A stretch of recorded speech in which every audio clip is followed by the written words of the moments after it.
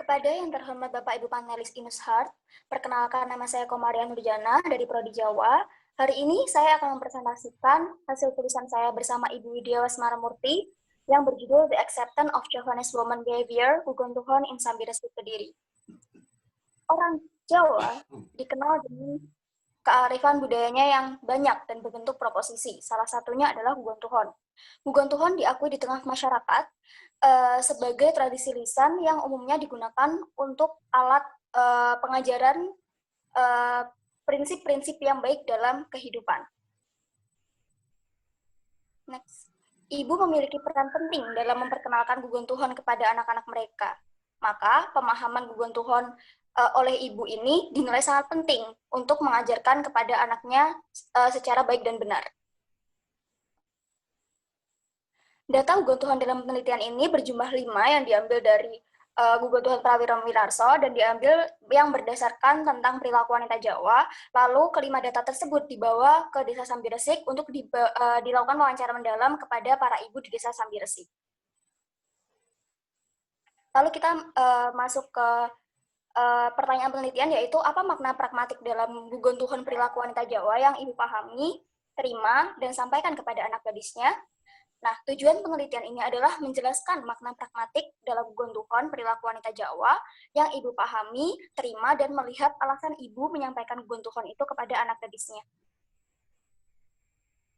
Metodologi dan teori yang digunakan adalah deskriptif kualitatif.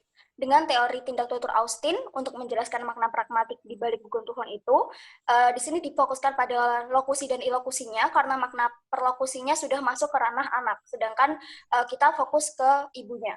Lalu ditambah dengan teori dari cultural studies dari Stuart Hall untuk memahami alasan logis ibu dalam menyampaikan Guguntuhon. Lalu kita masuk ke analisisnya.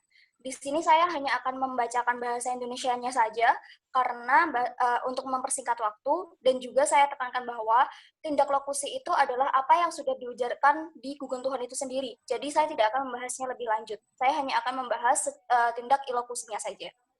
Yang pertama, anak perempuan jangan suka memanjat pohon mangga. Nanti kulit pohon mangga akan pecah. Tidak hanya memanjat pohon mangga saja, walaupun pohon lain juga tidak diperbolehkan. Tindak ilokusinya adalah tindakan ini dinilai tidak pantas dilakukan oleh seorang wanita dan hanya pantas dilakukan oleh pria. Dan Guguntuhon ini mempunyai tujuan untuk menghindari hal-hal yang bersifat buruk seperti jatuh dari pohon. Lalu yang kedua adalah kalau menumbuk padi jangan sering-sering menyuarakan lesung. Nanti mertuanya jadi lebih rewel atau banyak permintaan. Guguntuhon ini mengajarkan para wanita Jawa untuk bertindak pelan dalam tindakan nutu. Nutu ini adalah menumbuk padi.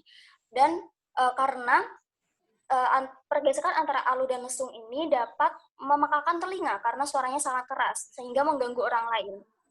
Lalu yang ketiga, kalau menyapu jangan menghentikan kotoran di jalan. Nanti kirimannya dalam hal ini tamu ataupun jodoh akan kembali ke jalan. Jika diterapkan ke anak laki-laki, nanti jadi sial dalam hal mencari jodoh. Guguntuhon ini mengajarkan untuk menyelesaikan pekerjaan rumah dengan benar. Alasan kiriman atau tamu yang akan datang ini kembali pulang karena memang kondisi rumahnya kotor sehingga tamu enggan untuk bertamu. Lalu keempat, jangan duduk berdiri jongkok di tengah pintu. Nanti kirimannya kembali ke jalan. Jika diterapkan ke anak laki-laki, nanti jadi sial dalam hal mencari jodoh. Ini sama dengan Guguntuhon 3, dengan alasan tindakan ini tidak sesuai dengan prinsip Jawa, yaitu empan papan atau bertempat di tempat yang seharusnya, di mana duduk di depan pintu itu bukan yang seharusnya. Yang seharusnya adalah duduk di kursi. Lalu yang kelima adalah kalau dinasihati orang tua jangan suka meremehkan. Nanti ditampar malaikat. Guguntuhon ini mengajarkan anak tentang prinsip ngajeni wong liya atau menghormati orang lain. Dalam hal ini adalah orang tua kita sendiri. Lalu kita masuk ke penyampaian Guguntuhon perilaku wanita Jawa dari ibu kepada anak gadisnya dilihat dari teori cultural studies dari Stuart Hall. Yang pertama adalah hubungan antara produksi budaya dan identitas dalam Guguntuhon perilaku wanita Jawa. Jadi Guguntuhon itu dibuat dengan ilmu titen atau ilmu observasi dengan kejadian yang terus berulang sehingga dibuatlah Guguntuhon itu. Nah, zaman sekarang tidak semua Guguntuhon itu berlaku. Contohnya Guguntuhon 2 yang Guguntuhon nutu. Gugun Tuhan ini jika dikaitkan dengan identitas budaya, Gugun Tuhan 2 ini sudah tidak menjadi identitas budaya Jawa di zaman sekarang karena memang kegiatan wutu ini sudah tidak dilakukan lagi dan digantikan oleh mesin. Lalu yang kedua adalah hubungan konsumsi dan regulasi Gugun Tuhan perilaku wanita Jawa. Penyampaian Gugun Tuhan oleh ibu sesuai dengan pemahaman ibu itu sendiri. Bagi beberapa ibu, penyampaian Gugun Tuhan harus disesuaikan dengan konteks zaman sekarang. Jadi jika konteks zaman sekarang ini masih relevan Gugun Tuhannya, maka akan disampaikan kepada sang anak. Apabila sudah dinilai tidak relevan, maka tidak akan diajarkan kembali.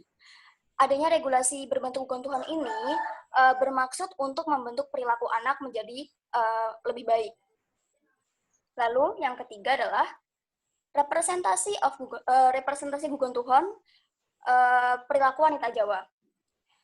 Dalam representasi ini dijelaskan bahwa jika pemikiran ibu ini semakin kritis, maka penyampaian Gugun Tuhan juga akan semakin logis sesuai dengan lingkup sosial sang ibu. Contohnya jika ibu bekerja dan pendidikan ibu sudah tinggi, maka Gugun Tuhan yang disampaikan dengan alasan yang logis. Namun apabila ibu tetap di rumah dan pendidikannya adalah pendidikan yang rendah, maka yang akan disampaikan adalah Gugun Tuhan apa adanya seperti orang zaman dahulu.